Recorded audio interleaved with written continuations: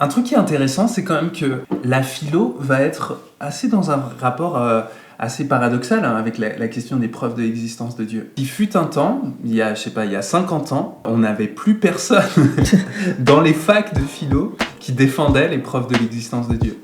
Il y en avait peut-être quelques-uns dans les facs de théologie, mais dans les facs de philo, il n'y en avait plus. Et maintenant, en fait, c'est vraiment un truc qu'on voit, il y a une espèce de renaissance de toute la philosophie de la religion, une renaissance de gens qui viennent avec des arguments bien balèzes pour défendre l'existence de Dieu, pour essayer de prouver rationnellement que Dieu existe, que Dieu est comme ci plutôt que comme ça, etc. Donc ça, c'est un phénomène qui est assez intéressant, c'est que dans l'histoire de la philo va être aussi travaillé par cette question. Est-ce qu'on peut prouver Dieu ?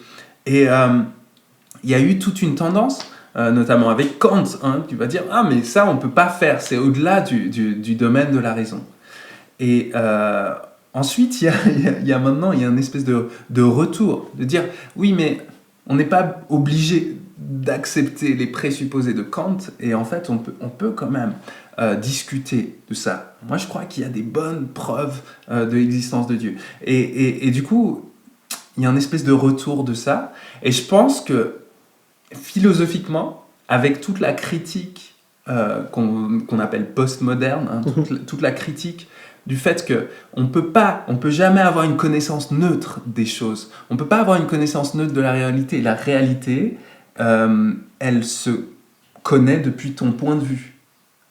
Donc, tu ne peux pas donner un argument qui soit valable pour tous les êtres humains à tout temps, etc. Parce qu'en fait, tu es tellement imprégné des présupposés de ta culture, des présupposés de ta philosophie, de ton milieu, etc., que, en fait, tu parles toujours à partir de ta position. Mais à partir de là, si tu crois que la vérité existe et que tout n'est pas relatif, à partir de là, tu avances à tâtons. Et du coup, c'est ça un peu que moi j'ai envie de garder comme approche philosophique en fait, de la connaissance de Dieu au niveau rationnel, c'est de dire on peut progresser à tâtons, on peut se rapprocher de la vérité, mais en fait les grands arguments qui en fait se réclament un peu de l'universel, de montrer de manière infaillible à tout le monde, malgré l'époque ou la vision du monde, j'y crois plus trop. Et du coup, en fait, c'est plutôt l'enjeu d'une discussion. Essayons de voir ce qui est le plus plausible.